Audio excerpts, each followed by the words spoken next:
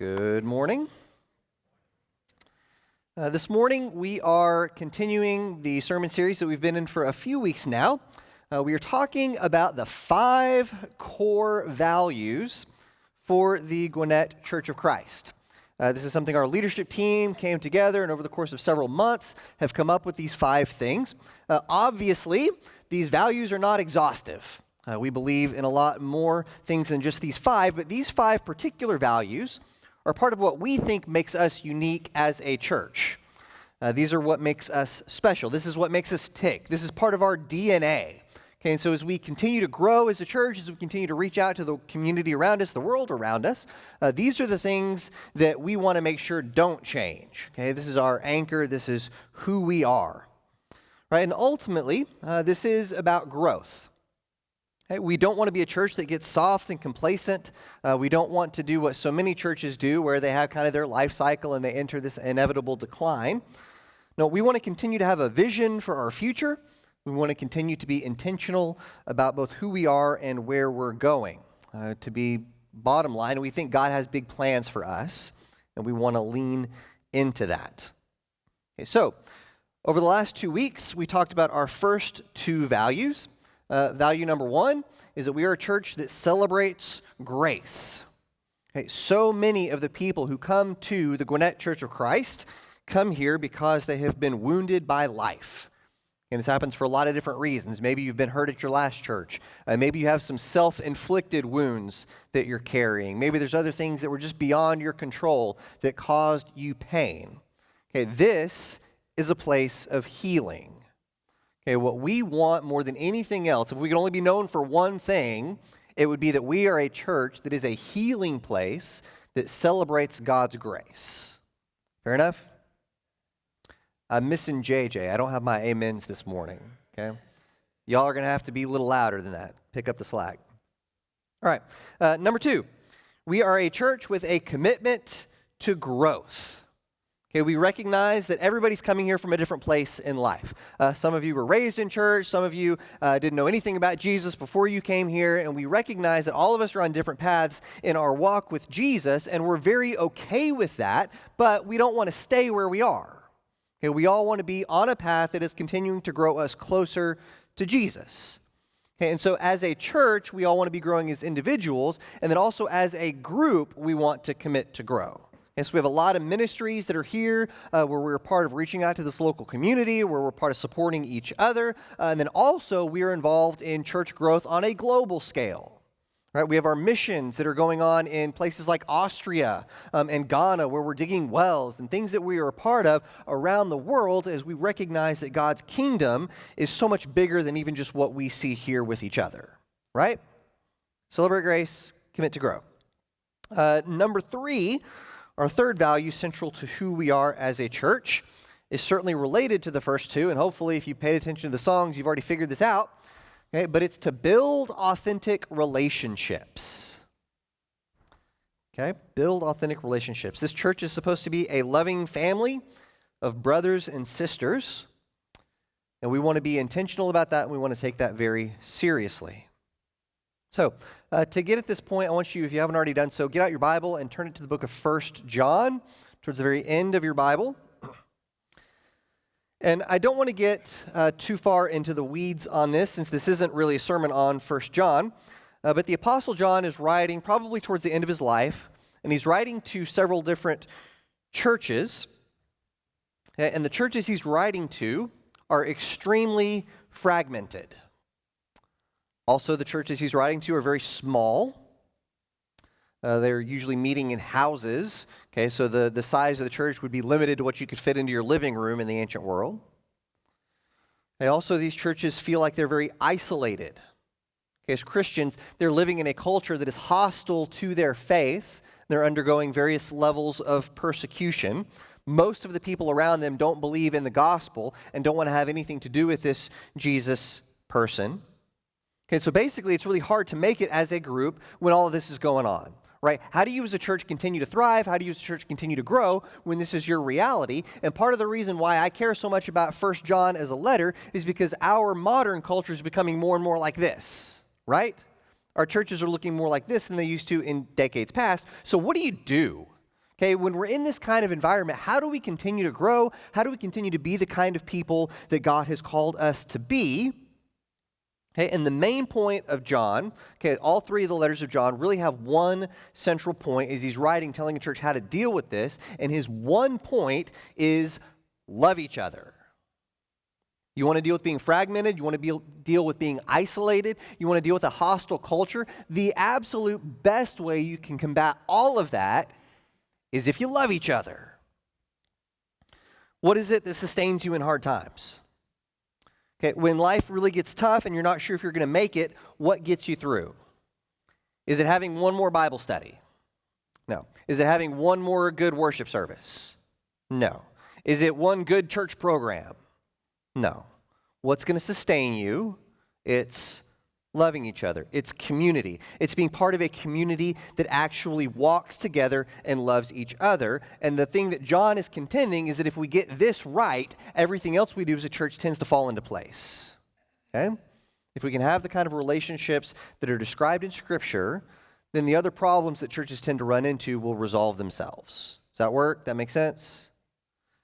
I'm still missing JJ. We need something. All right. Okay, but what is love, and how do we do this? Okay, how do we love with the kind of love that John is describing? He writes about this in several places. One of them is starting in chapter 3 and verse 16. It says, "This is how we know what love is. Jesus Christ laid down his life for us, and we ought to lay down our lives for our brothers and sisters. If anyone has material possessions and sees a brother or sister in need, but has no pity on them, how can the love of God be in that person? Dear children, let us not love with words or speech, but with actions and in truth." Okay, so when we're talking about real Christian love, this isn't sentimentality, right? This is not a warm, fuzzy feeling that you have in your heart somewhere. This is not the kind of thing you put on the back of a Hallmark card. Okay, John tells us that Christ-like love loves with actions and in truth. In other words, he says, you look at the life of Jesus, Jesus didn't just talk a good game, right? How did Jesus love people? Hey, he loved people so far that he was willing to lay down his life for us. Okay, this is more than just being nice to people. Right? We are called to something much deeper and much more meaningful. Okay, so as we think about us as a church, as we think about GCC, as we think about where we're going into the future, okay, are we willing to love each other at that level? Okay, if we're talking about authentic relationships, if we're talking about being brothers and sisters, are we willing to love the people in this room the way that Jesus loved us? I see like 7 people nodding at me. I'm going to need a whole lot more than that before we can keep moving, okay? Are we willing to love each other? Are we willing to really put this thing first? If we're not, then there's no reason for us to be here today, okay? All right, and before we start talking more about some specifics for how to do that here, I want us to admit at the very outset that relationships are hard, okay? It's easy to smile at each other in the hallway here. It's easy to shake people's hands and say, oh, how you doing? Oh, it's great. That's easy. Authentic relationships are not easy. I read a great article this week about how the internet has made us more relationship-oriented than any other generation in history, and yet we're also lonelier than any other generation in history. Okay, paradoxically, we are more connected than ever. At the same time, we are more disconnected than ever. And this article listed a lot of different reasons for this, but you could basically summarize them into 2. And I think this is 2 reasons authentic relationships are especially hard for us today. Number 1 is that we have a higher quantity, but a lower quality of relationships. In other words, I've got my 1,000+ best friends on Facebook, right? I'm sure if I was on Instagram, I would immediately have thousands and thousands of followers, right? Since that's mostly the quality of how good you look, and so I would obviously get okay? Right. Most of us are really good at having surface-level relationships with a lot of people, but we are not nearly as good at having deep relationships with a few people. Okay, because out of those thousands of people that you may interact with on the internet, how many of them could you call if the bottom fell out of your life tonight? If something really happened tonight and you really needed somebody's help, how many people could you actually call? And that's the list of your real friends, right? Okay, we are a mile wide and an inch deep, and that's part of why authentic relationships are hard. All right, number 2. Screen time interferes with our ability to read people. Okay? And listen to me carefully, all of you boomers in the room, because this article is very clear on this. This is not a millennial problem, okay? Y'all are just as bad as your kids are, okay? David, I see you shaking your head back there. The research is clear. Y'all are just as bad as the generation that follows you is bad, okay? Put your phone back in your pocket, all right? I can see when y'all do that, Yeah, no, what it is, and this article is very interesting. It talked about how it only takes about 5 days with a smartphone before we lose the ability to read social cues amongst people around us. And if you take away someone's smartphone, it takes them about 5 days to start reading people around them better than they could 5 days prior. It's that fast. Okay? Part of what's happening is our society moves more and more towards looking at screens all of the time, as we're losing the ability to interact face-to-face with people at the same level as previous generations. Okay, let's be completely honest. And again, we're all family. We all love each other, and there's no judgment here. How many of you have looked at your phone since I got up here? And a bunch of y'all are lying, because I can see when you're looking at your phone. I know better. Okay? I know your Bible's on your phone, I'm sure. That's fine. It's also on the screen, so you don't actually need to look it up that way either.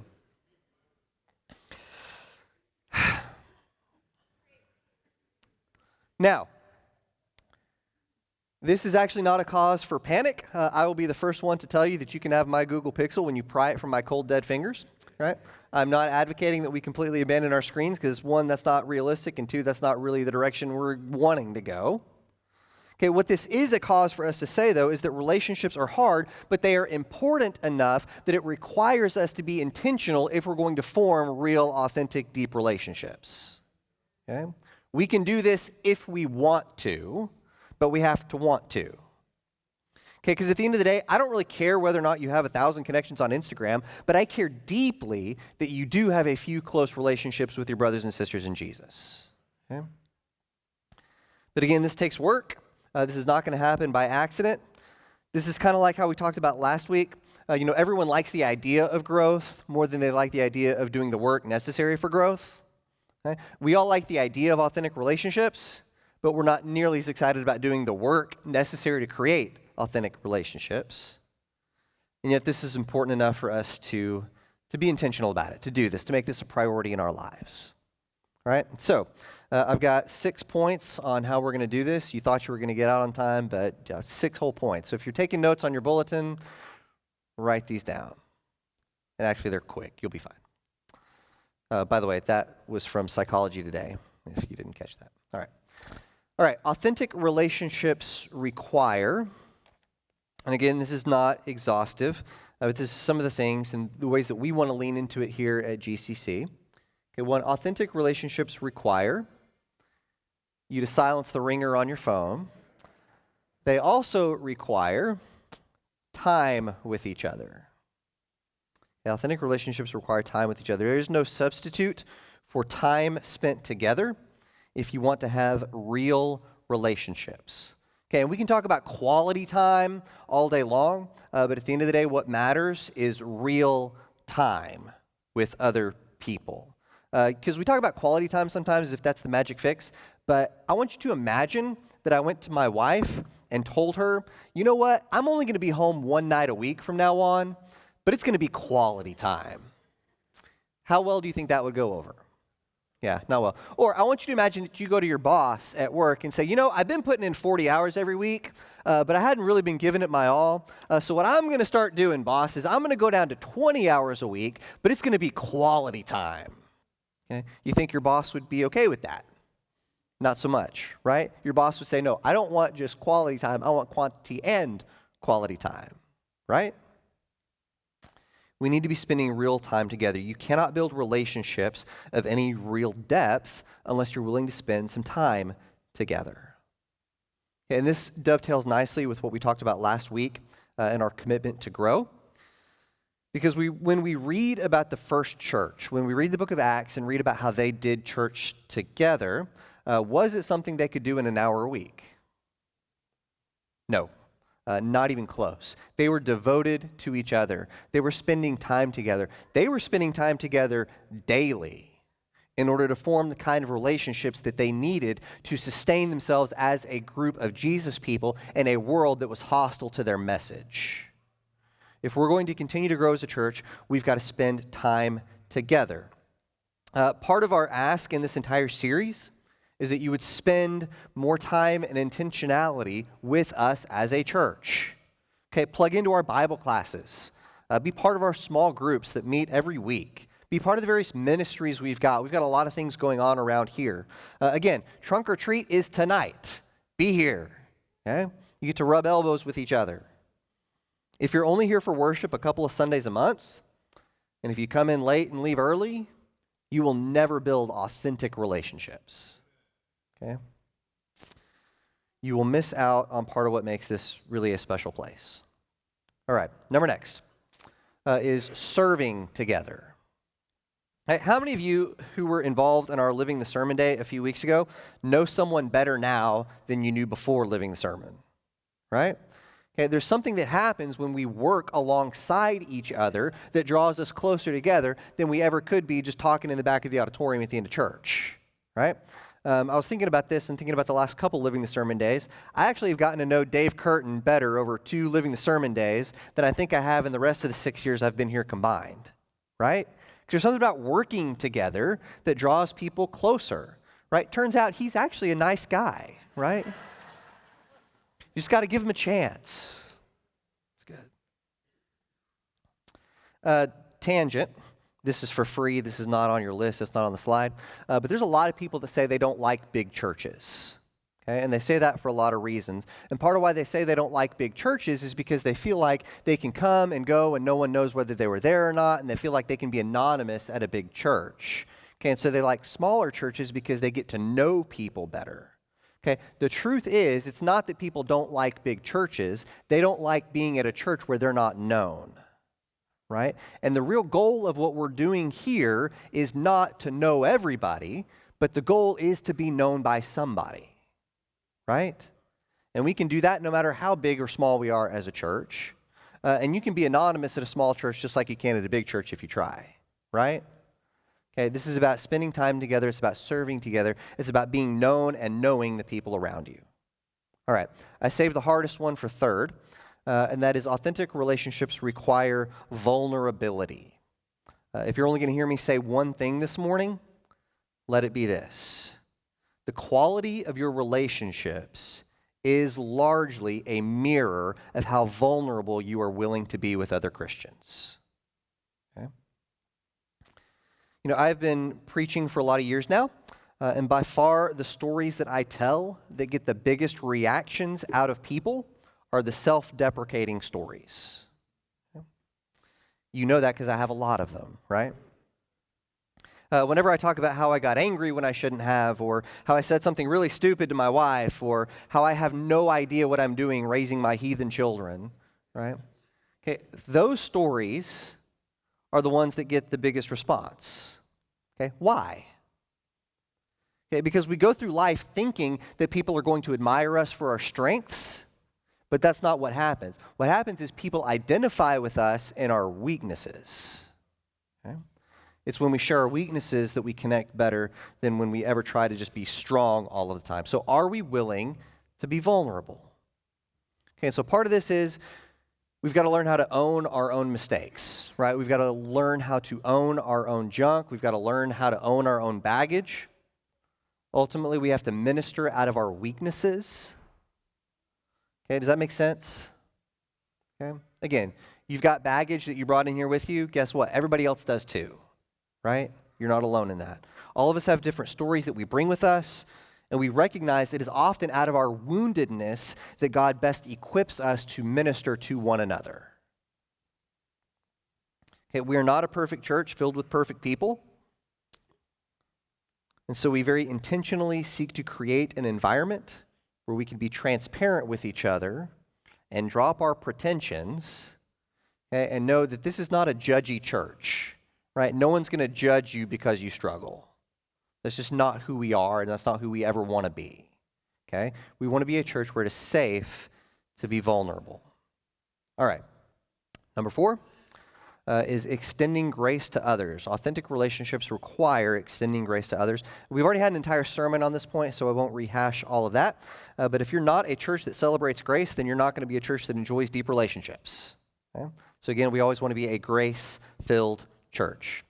Number 5. Authentic relationships require making room for people who aren't like us. All right? Back at the beginning of this school year, the 2019 school year, in Florida, there's an elementary school called the Altamont Elementary School.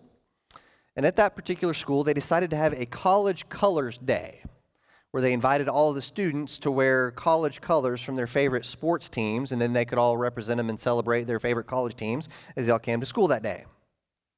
And one little boy went to his teacher and said that what he really wanted to do was wear a Tennessee Volunteers t-shirt, okay, but he didn't have one.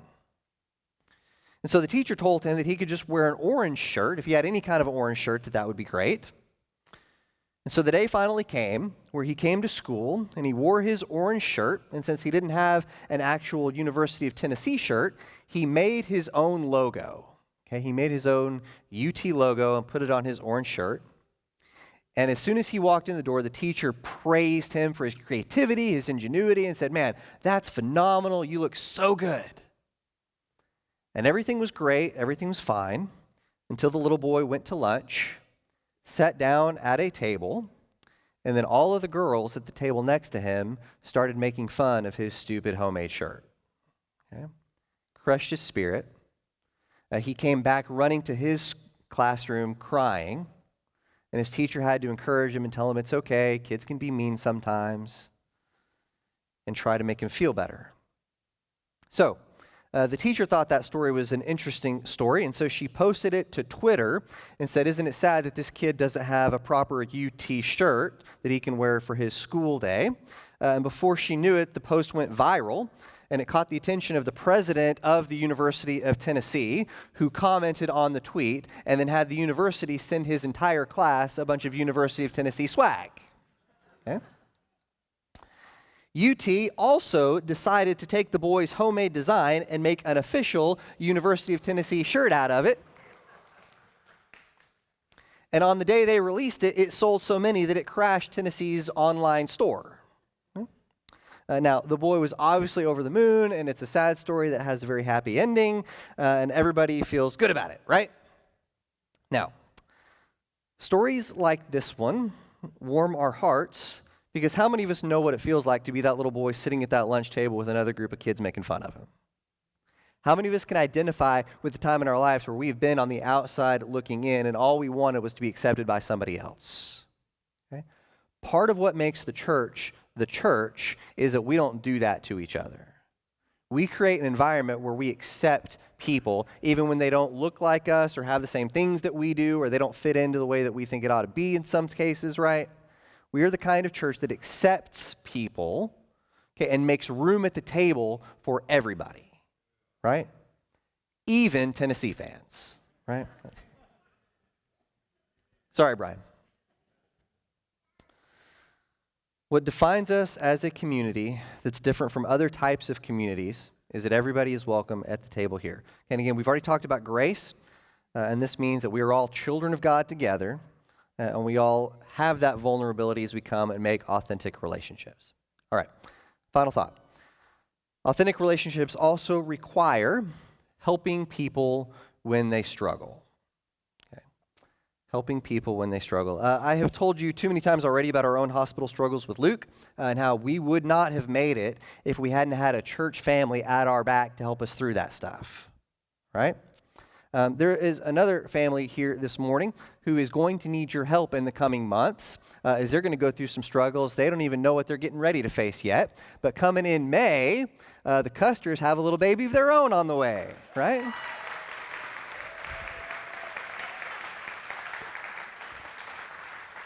They're going to need our help with that, okay? First task is picking a name for this baby. The top two contenders for names right now, one is Baby David, which I'm honored. That's helpful. And then the second possible name is Baby Clark, okay, right? And if you don't know the Baby Clark story, I'll tell you later because it's epic. It's awesome. I love it. Here's the thing. You and I were not built to travel this road of life by ourselves. We need each other. There's going to be a day, there's going to be many days in your life where things are not going to go the way that you planned, and you will need a family at your back. You will need people to support you. You'll need people to walk with you. You will need people to do this thing called life together, and that is part of why we exist as a church. Okay? The level of care that we get and have for each other is directly related to the kind of relationships that we are able to form with each other here.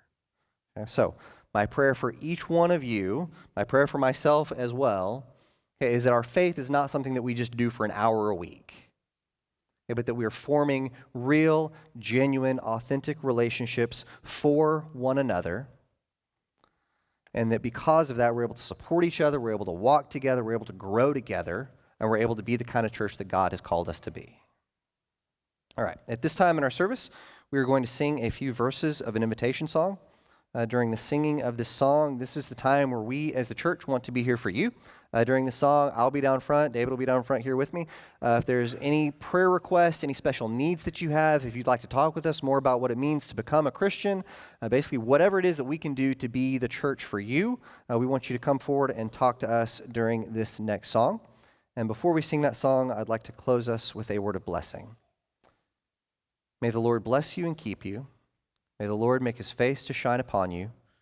May the Lord be gracious to you and give you peace. Let's stand and sing.